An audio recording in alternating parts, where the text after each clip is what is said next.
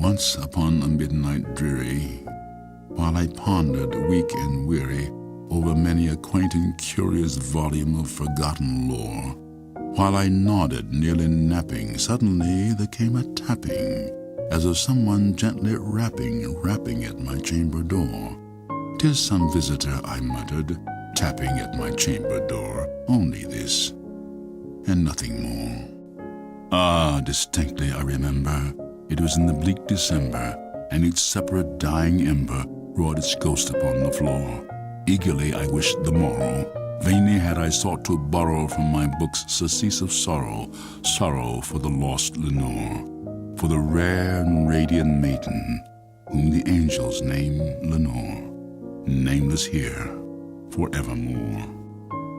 And the silken, sad, uncertain rustling of each purple curtain thrilled me, filled me with fantastic terrors never felt before, so that now, to still the beating of my heart, I stood repeating, "'Tis some visitor entreating entrance at my chamber door, some late visitor entreating entrance at my chamber door. This it is, and nothing more." Presently my soul grew stronger, hesitating then no longer. "Sir," said I, "or madam, truly, your forgiveness I implore, but the fact is I was napping, and so gently you came rapping, and so faintly you came tapping at my chamber door, that I scarce was sure I heard you." Here I opened wide the door. Darkness there, and nothing more. Deep into this darkness peering, long I stood there wondering, fearing, doubting, dreaming dreams no mortal ever dared to dream before. But the silence was unbroken, and the stillness gave no token, and the only word there spoken was the whispered word, "Lenore?" This I whispered, and an echo murmured back the word, "Lenore." Merely this, and nothing more. Back into the chamber turning, all my soul within me burning, soon again I heard a tapping somewhat louder than before. "Surely," said I, "surely that is something at my window lattice. Let me see then what thereat is, and this mystery explore. Let my heart be still a moment, and this mystery explore. 'Tis the wind, and nothing more."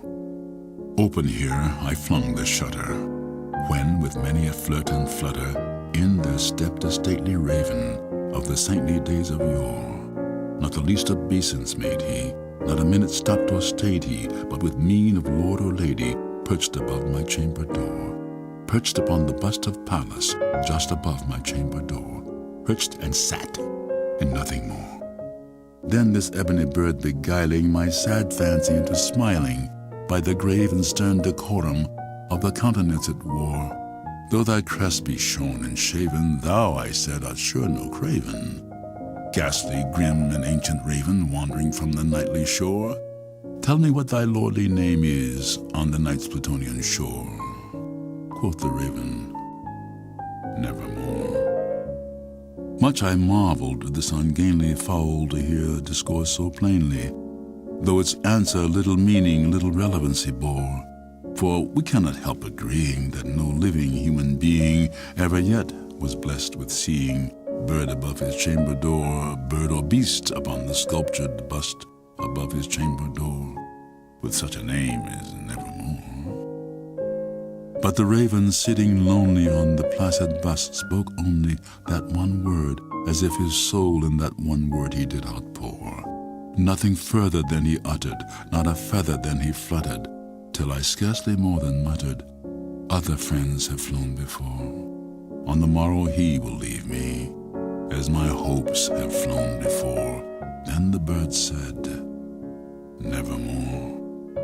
Startled by the stillness broken by reply so aptly spoken, "Doubtless," said I, "what it utters is its only stock and store, caught from some unhappy master, whom unmerciful disaster followed fast and followed faster, till his songs one burden bore, to the dirges of his hope that melancholy burden bore, of nevermore." But the raven still beguiling my sad fancy into smiling, straight I wheel a cushioned seat in front of bird and bust and door.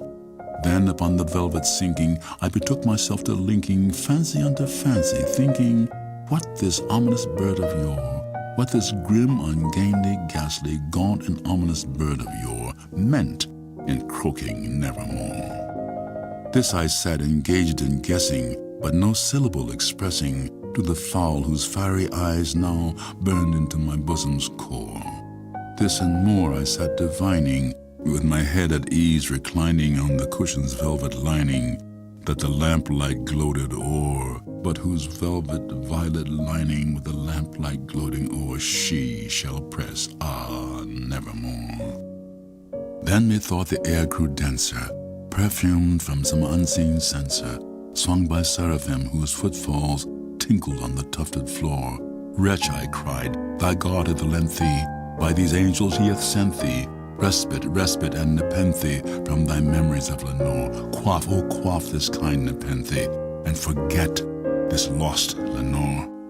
Quoth the raven, nevermore. Prophet, said I, thing of evil, prophet still if bird or devil, whether tempter sent or whether tempest tossed thee here or shore. Desolate yet all undaunted on this desert land enchanted, on this home by horror haunted, tell me truly, I implore, is there balm in Gilead? Tell me, I implore. Quoth the raven, nevermore. Prophet, said I, thing of evil, prophet still if bird or devil, by that heaven that bends above us, by that God we both adore, tell this soul with sorrow laden, if within the distant Aidenn it shall clasp a sainted maiden, whom the angels name Lenore, clasp a rare and radiant maiden, whom the angels name Lenore. Quoth the raven, nevermore. Be that word our sign of parting, bird or fiend, I shrieked upstarting. Get thee back into the tempest and the night's Plutonian shore. Leave no black plume as a token of that lie thy soul hath spoken. Leave my loneliness unbroken. Quit the bust above my door. Take thy beak from out my heart, and take thy form from off my door. Quoth the raven, nevermore. And the raven, never flitting, still is sitting on the pallid bust of Pallas just above my chamber door. And his eyes have all the seeming of a demon's that is dreaming, and the lamplight o'er him streaming throws his shadow on the floor. And my soul, from out that shadow that lies floating on the floor, shall be lifted nevermore.